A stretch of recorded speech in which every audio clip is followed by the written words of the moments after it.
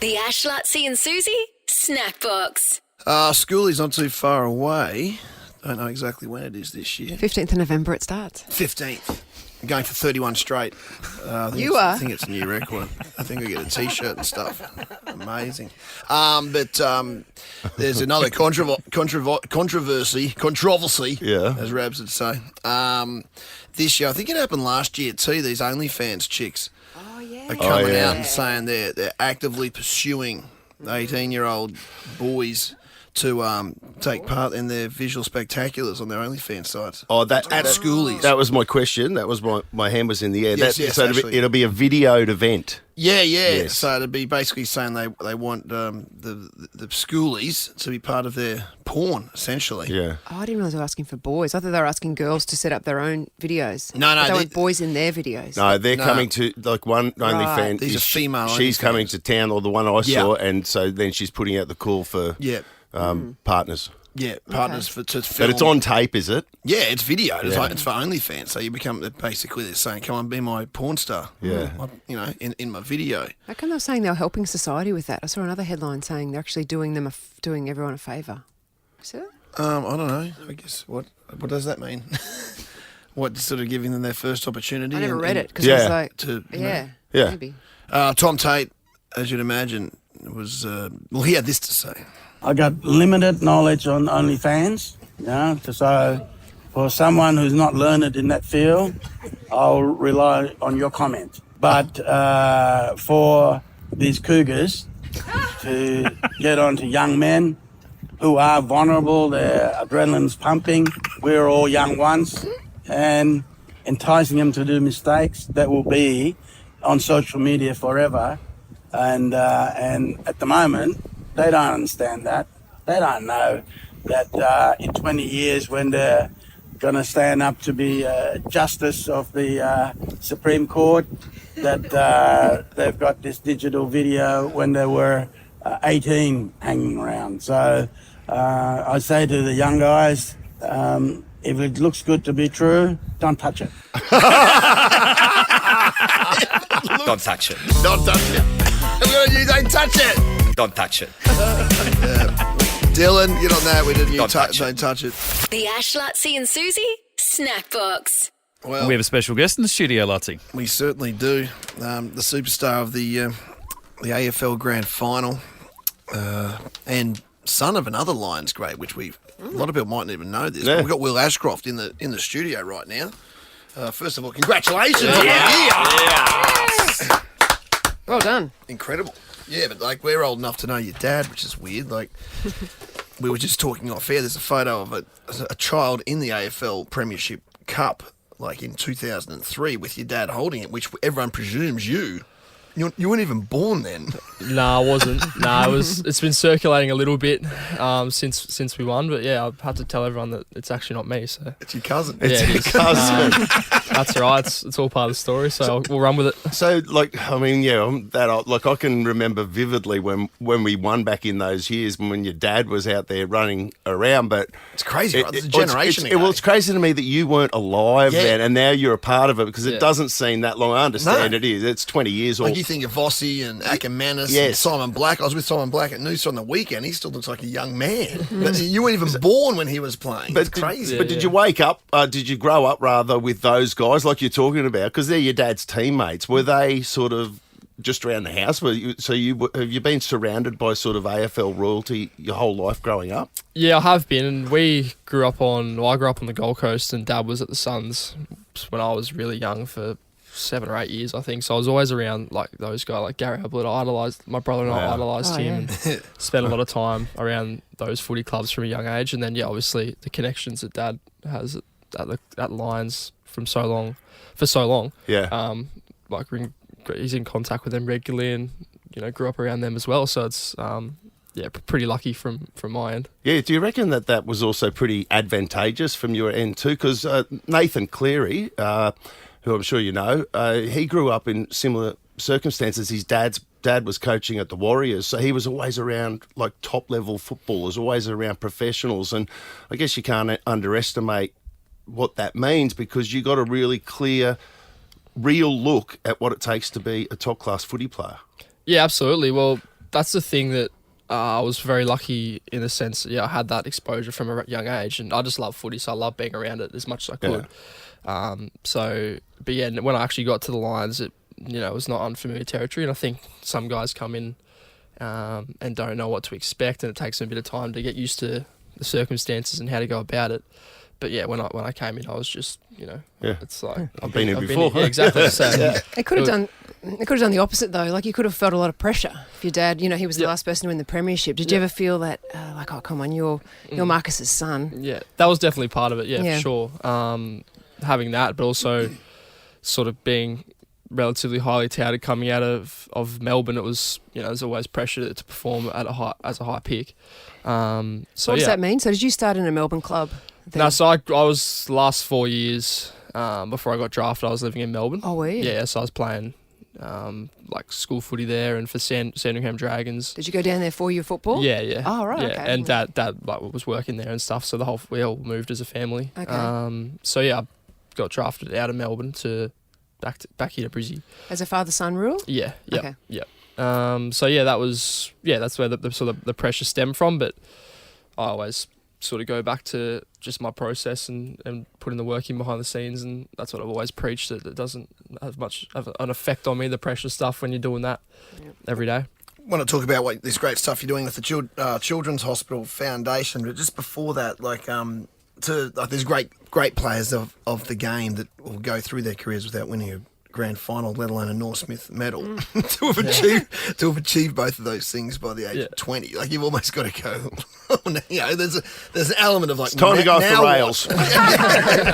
That's a pretty incredible thing to do so early in your career. Yeah, no, it's pretty surreal. Like, even now, still, it's been 5 weeks since the game, and I still pinch myself and can't believe like the reality of the situation from a team perspective, but also where I came from, doing my knee last year, and that long road back, and being able to achieve the highest honour, and I think the highest, one of the highest honours in the game, and win the premiership with my teammates. So it's still think about it all the time, and probably will continue to, but also looking forward to what's to come. I've only played 31 games. I think, so. Oh, God. Wow, that's incredible. I'm pretty excited for what's to come from my development and for the team as well. So, and as Lutzy referred to, that was a history-making afternoon for you, for the club, for all of us here in Queensland. And there's a great initiative that you've put in place to sort of raise money for. You're wearing the T-shirt this morning. Tell us, because the actual boots that you wore, was it 5 weeks ago, you said? 5 weeks ago, won the Norm Smith, won the flag. What's happening with them, and where's the money going? Yeah, so I'm auctioning off my game-worn boots, signed game-worn boots from the grand final. We wore them in the grand final. And I'm doing a fair bit of work with the Royal Children's Hospital here in Brizzy, and I've been an ambassador there for about a year now. And I thought, it'd be a good opportunity to raise some money, auctioning them off for the next 2 weeks from today until... 2 weeks Tuesday. So it's exciting, and all the proceeds will go to helping sick kids in Queensland. Yeah, they've raised, I think it says, I'm just reading it for you, 1985 the foundation was established, has raised a $250 million to paediatric healthcare and support across the state. So that you can't put, you can put a figure on it, but the importance of that work is absolutely incredible, what they're doing there. Absolutely, yeah. It's and I think a reason why I've become so passionate more than before is just having some greater perspective when I did my knee, and it was a pretty challenging time for me, but understood it was a lot greater than myself and sport. So I've become a lot more passionate around this space, and just trying to help however I can. Yeah, well, it's pretty humbling when you go into the hospital and you see the sick kids, and puts everything into perspective there. But it's congratulations, great cause, and that would be like how great for some of those big companies out there listening to have that in your boardroom, overlooking the table. It's a piece of there. history. Yes, just absolutely, and the fact that you played such a great game in them as well. Yes, Lutzy. No, I'm just saying the link is, Nick's got the link up on our Instagram right now, so if you're driving to work and you're scrambling around to find out how you get involved, just wait till you get to work, and the link will be on our Instagram. It's up there now, in fact, so that's how you can directly get to that. Yeah. Thanks, Will. Great to meet you, mate. Thank you very much. Amazing stuff. The Ash, Lutzy and Susie Snackbox. Susie's 6 weeks of celebration. Yeah, going back through the archives, pulling out some of our favourite moments of one Susie O'Neill on the show. I remember this one that we're looking back on today. It was just one of those, I can't remember who. No, there was a viral video going around of Katie Ledecky. It was just one of those things that someone saw, and then it was like, you should. Lottie was like, you should try that. And so then it was like by the end of the show, you're out there doing it. It was, Katie Ledecky had done it with milk. That's right, yeah. Remember? Yeah. Yes.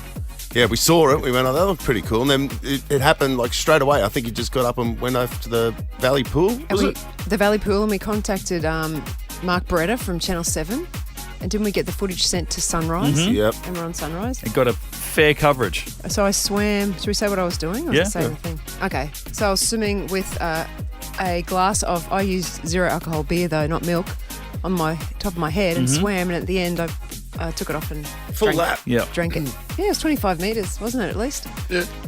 Yeah, we need to get that video because I know as you took the glass off, and a little, I would say more than an allowable amount of chlorine water got mixed in with that beer, but you still sculled it like an absolute champion, Suze. And Barrett's absolutely loved it on Sunrise. Ledecky showed off her swimming skills, balancing a glass of chocolate milk on her head while swimming an entire lap, all without spilling a drop. But not to be outdone, Madam Butterfly herself, Susie O'Neill, was on air at Nova in Brisbane this morning. Saw Ledecky do this on Sunrise and threw down the challenge. Susie bolted to Fortitude Valley Pool, grabbed a glass of Australian beer, which is much more Australian, topped it off. At the end, keep going, keep showing the tape. She sculled the beer at the end. This is what. Go, Susie, go. Barely. There you go.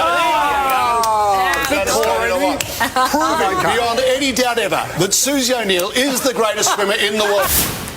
Lovely endorsement by Barrett's. Any chance we can get a repeat of that on Thursday at the Swim with Suze event? Yes, definitely. Maybe everyone can do that as part of it. We'll do the race, and then we'll do a little challenge. Okay, I'll bring my zero alcohol beer in. Okay. No, champagne flute. Champagne. Yes. A flute of champagne, no, too hard. If you can balance a flute. Can't balance a Well, flute. not with that attitude. The Ash, Lutzi and Susie Snackbox. One of our favourite people in studio with us this morning. Oh, all-time favourites. For me, Alfie's like, when you're a kid and your grandfather would tell these stories about, all these people he grew up with, and they almost sounded mythical. For me, that's Al Laming is that guy for me. Yeah. But I got to live with him. It's crazy. Live with him. You got to live with him? We never live. We might one day, actually. That's not far off. You guys would shake up the retirement village. Oh, Can you imagine? He's up. Yeah. Doesn't your mum live out? Yeah, Burnborough. Don't bring mum into it. We saw pictures, actually. Yes. Yeah, Recent pictures. At the Caxton Christmas party, yeah. Look, we've got a lot of ground to cover here, mate. Let's rip into it. We want to talk about this trip to Vegas, obviously, with complete business travel. Probably the greatest trip I've ever heard of. So we'll talk about that in a moment. But first of all, for Nova listeners have been wondering what the bloody hell's happening with you and the Broncos. So you're just changing track a little bit. Changing roles. Yeah. And I've done it before, and I think it's time. I'm 58 now, so looking forward to the future. And I think with the change that's happening at the club, I thought, why not now? And I went to Dave Donny and had a good chat with him, and I thought the corporate role would suit my lifestyle. And so Corporate. you're not going to be running the water. No, not And how long have you been doing that for? It seems like you've been there forever. It'd have to be nearly 20 years, I'd say. So Yeah. very enjoyable, and had a lot of great times, and certainly with the Broncos, which the club I love. I've been there from day dot, and I love the club. I love what they do. I love what they stand for, and I'll be still cheering them on next year. So will you be wearing a suit to the game, or will you still be in the change room with the players? No, I'll be up in the corporate area. Corporate, yes, okay. Yes. And looking at the pictures in the paper today, I mean, where there's players vomiting at training already, and Madge Maguire will bring a different sort of, to me it wasn't like it's not a 7-day-a-week job. It's the last thing you need right now. where you got to be there at 9 a.m. every morning. Yeah. Nothing against Like, would you normally be there yesterday for that? Yeah, I'd normally be there, but and it's just looking at the pictures in the paper, but seeing them on the news last night, like it is hard work. Yeah. And it's even hard work watching them because out in the heat all day to see what they've got to go through, and that's part of pre-season training, which no one loves it, but that's part of the game these days. I reckon there'd be plenty of Broncos supporters. I'm one of them too that are just really grateful to see that you're still staying at the club because, 100%, like, you're a 100%. one club. You're a one club man. I mean, it was Ipswich Jets, and then you played for the Broncos, and it's just like the thought of you not being involved in the club is hard to fathom. So it's great to see that you're moving on, and that it's your call. That's what we're hearing. Yeah, and I've made a lot of great friends over the years, and certainly with our sponsors, we've got a great rapport with them, and we've got some great members. We've got thousands of members out there that really support the club, and we're going to do regional sprints out through all country. Oh, nice. Oh, nice. So a lot of What's that, lunches out visits? there. What do you call it? Original sprints. Regional regional regional trips. tours. Oh, okay, So right. just to do Oh, great. lunches and functions. Yeah. So Spread the word. spread the word, Yep. spread the Bronco word, and a lot of love. Yep, absolutely. And so that aside, what about the Vegas trip, mate? Because this thing has just burst onto Viva the El scene. Vegas. Well, yeah, and if you thought of one person who would be the absolute ultimate to sort of chaperone a trip over to Vegas, it's Alfie. It is, isn't it? Like, you head overseas with Alfie to Vegas. Well, without getting into detail, the last trip to Vegas, which was earlier this year, Elf was my favourite moment. Was the moments we spent with Elf. And it was wonderful. And I look back at this year when we went over there, and just the support, the Australian support, the jerseys. I think it's amazing having rugby league in America. Yeah. It was incredible, wasn't it? On the strip. Like, on the strip, you couldn't look anywhere without seeing, and not only just Broncos jerseys, even teams that weren't playing there, like English jerseys, Yeah, like good. any jersey. Yeah. And- Rugby league took over the strip. And the thing this year, they're bringing 2 English teams Yeah. as well. So that's Yeah. going to bring Yeah. the atmosphere and the Poms over there. They'll bring thousands. Isn't it amazing, Alfie, to think like how far the game has come, like just in your lifetime? Because you were a part of the 87. 87. At Long Beach. They played that Origin match. Yeah, that they had sort about of 14,000 there, I think, that year. Yeah, and that was the one where still I couldn't even run through No, the back. exactly. the And back. it was an old speedway track. We played in the middle of that, so it's amazing the change now. Allegiant Stadium, what an amazing stadium to play at as well. So they're flying to Dallas. There's an ice hockey game you're going to go check out first, right? We're checking that out on the Sunday night. That's Sunday night. The Fremont fan day is on the Thursday night. Long lunch on the Friday. That's a good Maybe venue head too. to the New York after the piano bar. Dueling pianos. Yes, then the rugby league all day Saturday. Right. Then a bit of a long lunch Sunday Ice to go hockey. into the ice hockey. So should be a wonderful weekend. Is it that's- mainly guys that go? Can girls come along as well? Be a anyone. mixed bag. Okay, Yeah. good. I'm free next year. Maybe I'll we'll put my see. name down. I'm telling you what, it's worth having a look at. We will put Nick's he's on the road. When he comes back, he's gonna put the link to how you can show your interest for it. But it's complete business travel. Viva Elf Vegas. Yeah, get amongst well, that. There's going to be a lot of singing and carrying on, and we want to get a busload Yeah. so we can really. What do you? It says guaranteed 6 more songs. Yeah, That's 6 what more it says. songs. Guaranteed 6 more songs. Is Did you Your get the famous 6 more songs too when you called for them? Well, Like, I tell you the truth, we didn't get the whole 6 out. really? Was that Dale Hall? Dale Was Hall. that I mean Dale Hall. Yeah. Huh? What a killjoy! He spoiled the night. Like seriously, what a killjoy! And it- yeah. And we never let him And forget. he always carries on that he wouldn't let me have 6 more songs. And I didn't get them, actually. Oh, you did, and I didn't know that. Well, Vegas is guaranteed 6 more songs. Tip for the Melbourne Cup. I know you're still a student of the game when it comes Yeah, to punting. big I know you student of the don't- I know you game, don't but punt, I'm not sure what I'm going to do today. But I think the Chris Waller trained Buckaroo. I think he's a great trainer. Buckaroo's had a great run in the Caulfield Cup. If you watch the Caulfield Cup, he'd come home strong. So he hasn't got the best barrier in the world. No. He's drawn the outside, but it'll be there in the end. Buckaroo, there you go. Buckaroo's the Put a tip. buck on Buckaroo.